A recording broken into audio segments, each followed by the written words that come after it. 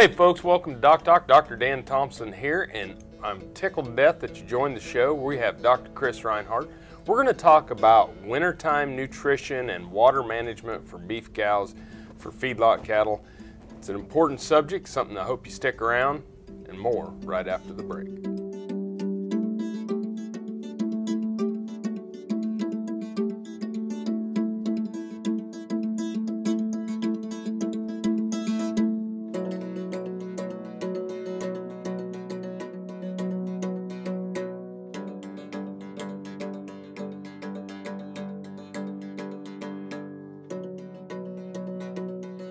Closed captioning brought to you by Kansas Soybean Commission. The Soybean Checkoff, Progress, powered by Kansas farmers. This segment brought to you by Kansas Regenerative Medicine. Your stem cells, your health, your life. Hey folks, welcome to DocTalk. I'm here with my friend and colleague, Dr. Chris Reinhardt, and we're going to talk to y'all today about feeding cows in the winter. And Dr. Reinhardt is our feedlot specialist for the state of Kansas, but he's a ruminant nutritionist, spends a lot of time on cow issues as well. And he's over in the Animal Science Department here at Kansas State University, and welcome to the show. Great to be here again.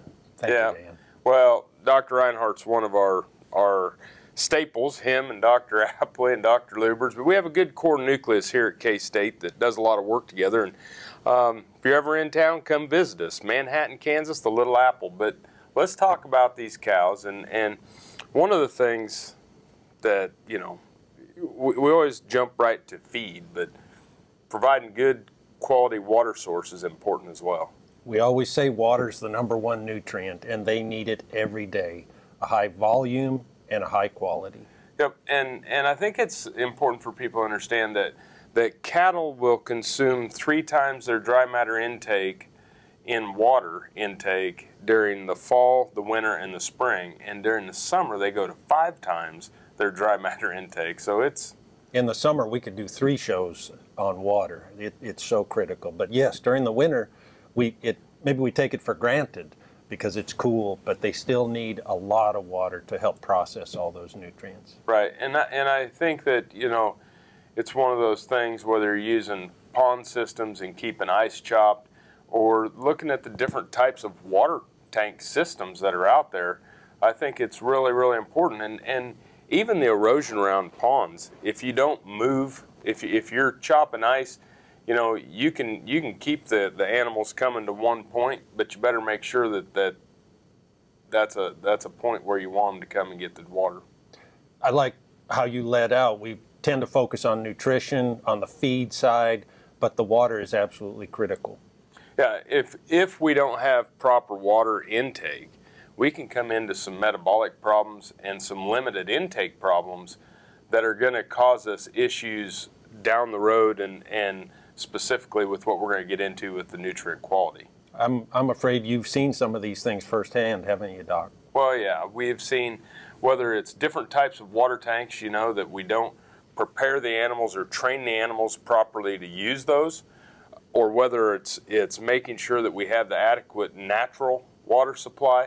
During these points in times, if we aren't keeping up with it, especially in the cattle closed system, where the only water they can get, there isn't snow in the pen, they can't substitute snow for water, then we have to make sure that water tanks are not froze up. That needs to be our priority, not just first thing in the morning, but first thing in the morning and all day when we get these really cold snaps. Absolutely. Water, water, water, and then we can worry about the feed. Exactly. Okay. Well, folks, we're going to take a break. When we come back from the break, we're going to jump into some of the things about wintertime nutrition, and we'll focus on the cow, we'll focus on the nutrients that are available, and we'll focus on some of the delivery systems and things that you can do to improve the management of your cow herd. Thanks for watching DocTalk. We'll be back right after these messages.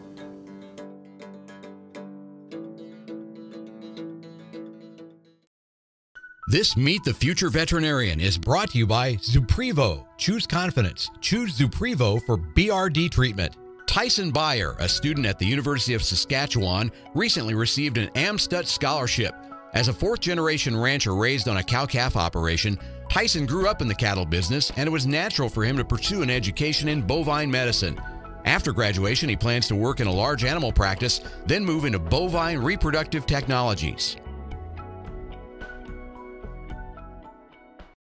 Next time you see a beautiful field of corn, reach out and thank the farmers who work tirelessly to raise corn for livestock feed, renewable fuels, and exports to feed a growing world population.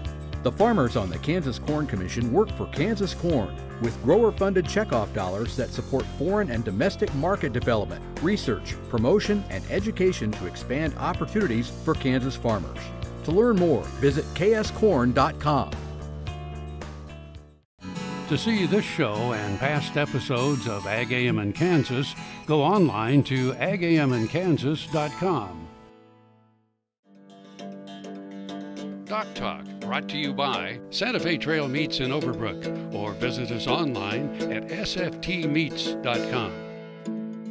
Hey folks, welcome back to DocTalk. Dr. Dan Thomson here with Dr. Chris Reinhardt, and we are at Kansas State University. And Chris is over in the Department of Animal Science, I'm over in Vet Med, but together we work and direct the Beef Cattle Institute here at K-State. And Chris, let's get into some of the nuts and bolts of nutrition on these cows, and what is the most important factor? Kind of lead us off on what we're dealing with wintertime cow feed. What I like to say is one of if not the primary beauty of a cow is she can make use of a ton of things out there in the field that absolutely no other livestock, or humans for that matter, can make any good use out of. As long as we provide the extra nutrition to help her make use of that. The flip side, the downside of that cow, especially in the wintertime, is she has to deal with everything Mother Nature will throw at us.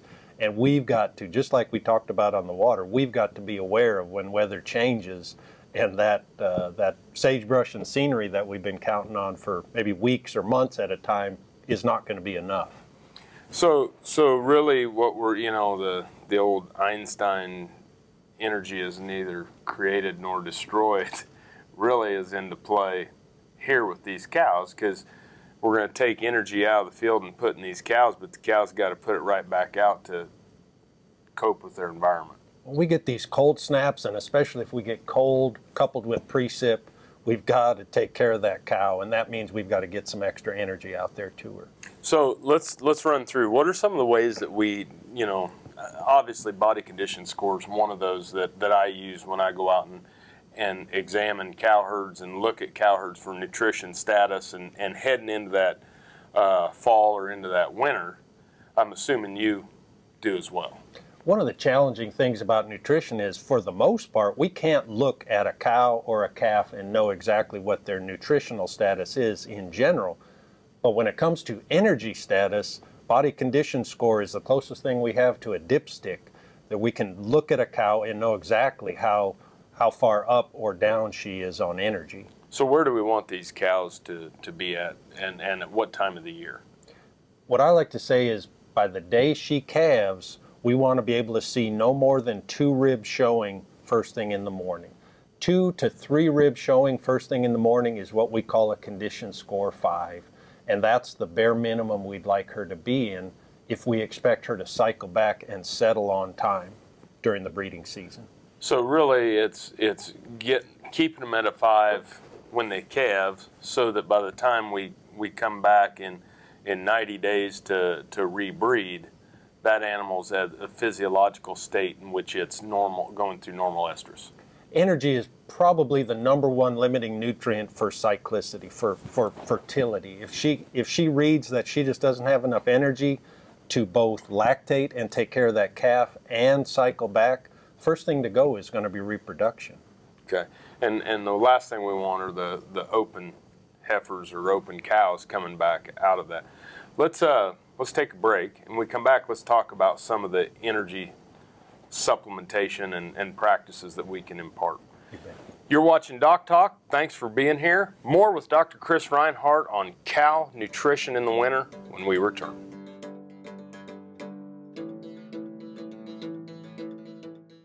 The BQA tip of the day, sponsored by Beringer Engelheim Vetmedica Inc. Hello, I'm Dr. Nels Lindberg with Animal Medical Center and Production Animal Consultation. Today, on our quick tip of the day, we want to talk about withdrawal times. I've got a question for you. I'm curious if you're following your withdrawal times, or if you've ever had FDA come visit you because you've had a residue pop up or they're looking for a residue. What happens when FDA shows up is they've had a residue pop up at the packing plant.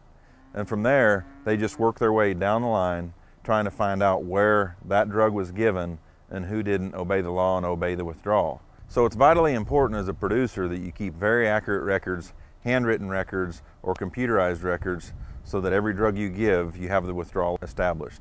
Please don't send animals to the next producer or sale barn without making sure that they are off withdrawal.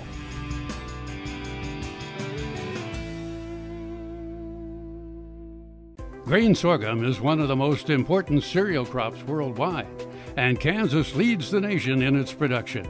Over the years, sorghum has been either exported, used in animal feed domestically, or for other industrial uses. Recently, its use in the ethanol market has seen tremendous growth, with 30% of domestic sorghum typically going to ethanol production. Kansas Grain Sorghum is committed to sorghum research, market development, and education. Learn more at ksgrainsorghum.org.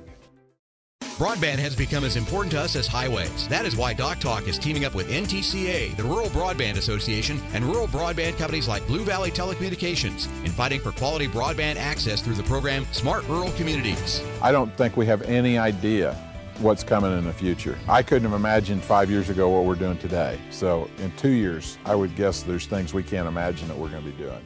To learn more, visit ntca.org/smart or bluevalley.net. No matter where, no matter why, the Veterinary Health Center at Kansas State University is committed to providing quality patient care to animals and exceptional customer service to their owners.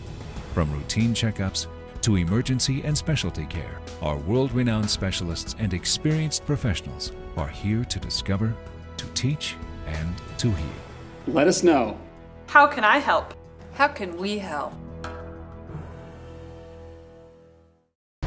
Buying a car shouldn't be this hard. And at Brown Chevrolet Buick in Wamego, it isn't. It's actually awesome. Whether you want a new or used car or truck, Toby's team can make the deal. Even if you want to custom order a new car or truck, Toby's team can make the deal. See Toby's team at Brown Chevrolet Buick in Wamego. We're awesome.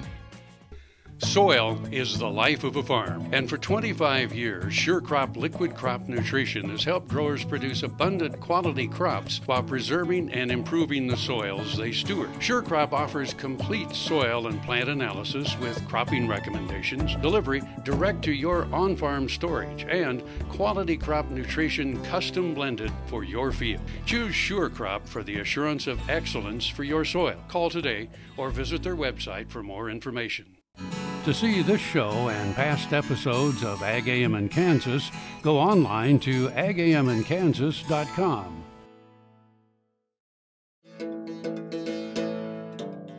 DocTalk, brought to you by the Kansas Soybean Commission, the Soybean Checkoff, Progress, powered by Kansas farmers. Hey folks, welcome back to DocTalk. Dr. Dan Thomson here with Dr. Chris Reinhardt. We're talking about cow nutrition in the winter. We talked about water. We've talked about wanting them to be a body condition score 5, which is a scale of 1 to 9. 1 being extremely thin and 9 being obese. And we're not going to body condition score me today, but we're going to talk about some of the things you can do as far as, if you're grazing crop residue or you have them out on dormant pasture. What are some of the kind of rules of thumb that you teach or preach to producers on these cows? Well, the easy way to just get energy to cows, we think of grains in terms of their high energy content. The problem is if we're making use of some of these really low quality feedstuffs, which are tremendous cow feed, like you said, dormant pasture or crop aftermath, grains can be our worst enemy. A little bit is very, very good and helpful, especially during times of cold stress, but any more than that little bit will destroy the ability of that cow to make use of those really good, cheap feed resources. So overfeeding grain can cause the cow or the microbes the inability to utilize the dormant pasture or hay. Adding too much grain can actually take her into a further negative energy balance because she can't make use of that good dormant, that low quality feed stuff. Okay, so talk to me a little bit about what are some of the strategies that you like to look at or like for us to employ. Again, we can make use of a little bit of grain. I'd like to keep it to a pound or two at the most for the cow. Above that, per head, yeah, I'm sorry, per head. Above that, especially during times of cold stress, with or without precipitation, we've got to look to some alternative feedstuffs, some what I call fibrous grain byproducts, products of whether it be the ethanol industry, whatever have you, where the starch has been taken out. They still supply good energy, but not in the starchy form. And then in addition to that, we've got to rely on good quality hay to replace a portion of the poor quality feed stuff, which might be the foundation of our winter nutrition program.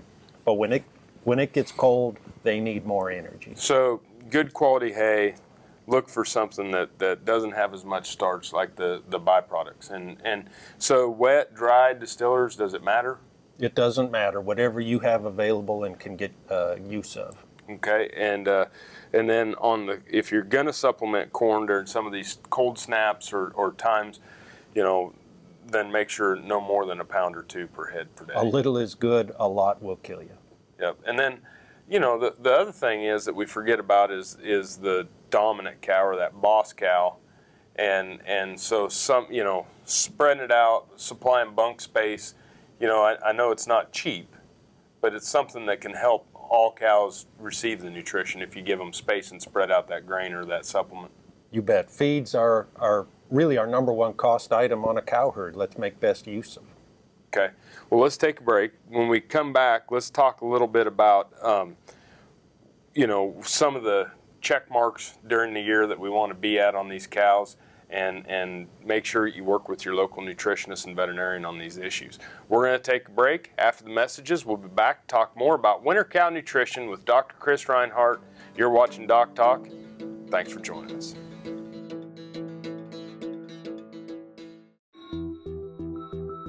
Hello, I'm Dr. Frank Lyons from Kansas Regenerative Medicine Center here in Manhattan, Kansas. Daryl was one of our patients that we did about 7 months ago. I dug trees by hand for years and years and years.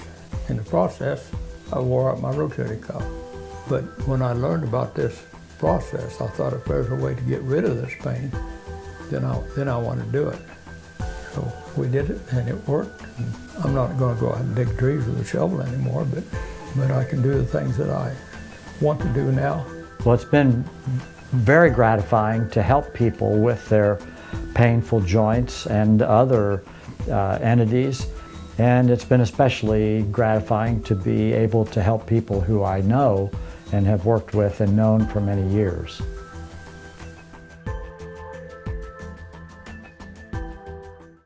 Grain sorghum is one of the most important cereal crops worldwide, and Kansas leads the nation in its production. A high-energy, drought-tolerant crop, sorghum only requires 6 inches of water to produce the first bushel. And with its wide uses and easy adaptation, sorghum proves to be a truly indispensable crop. Kansas Grain Sorghum is committed to sorghum research, market development, and education. Learn more at ksgrainsorghum.org.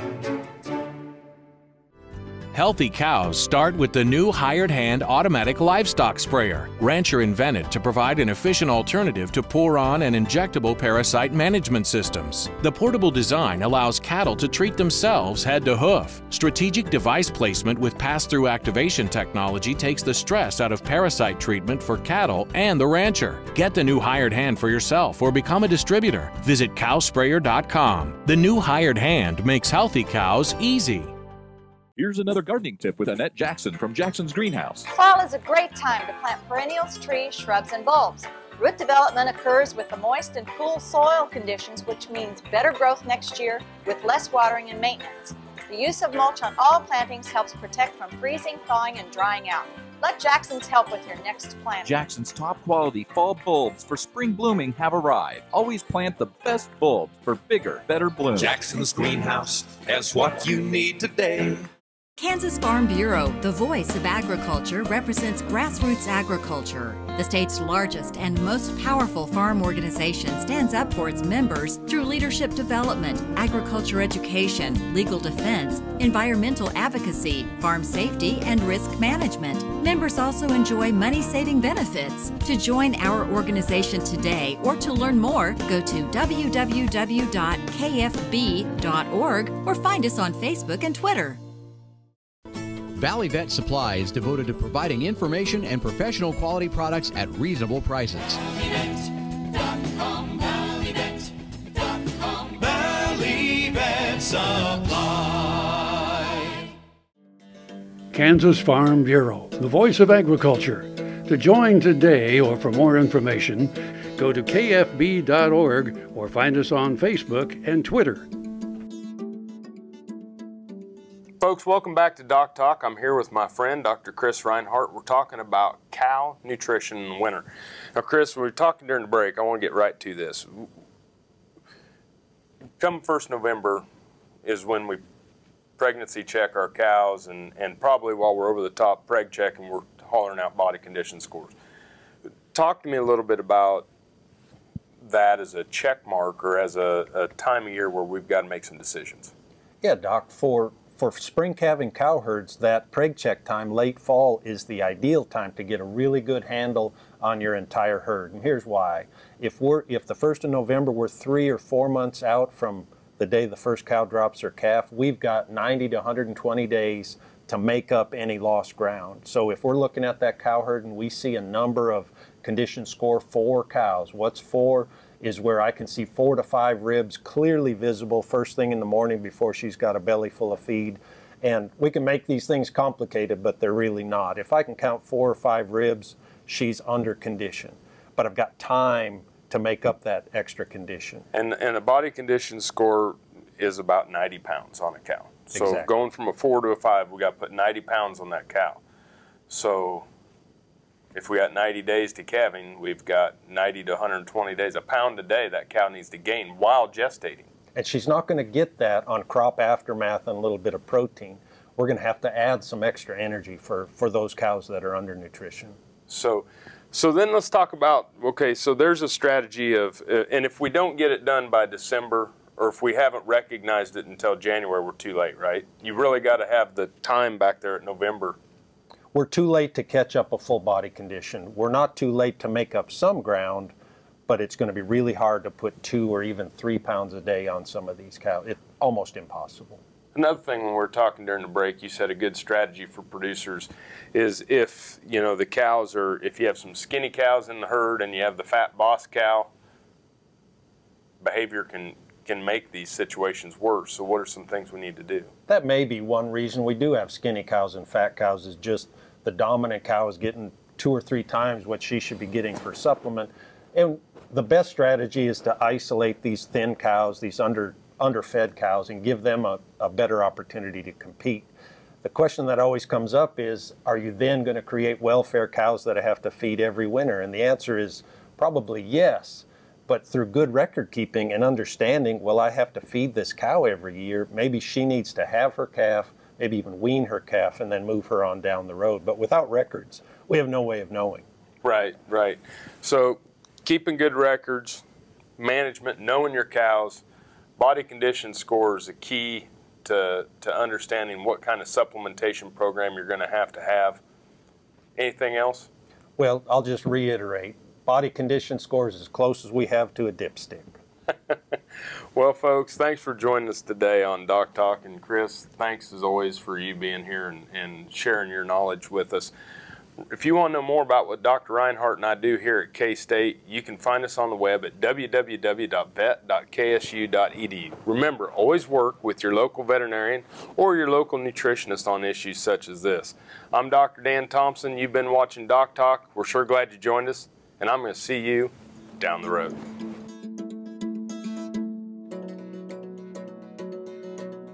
Closed captioning brought to you by Kansas Soybean Commission. The Soybean Checkoff Progress, powered by Kansas farmers.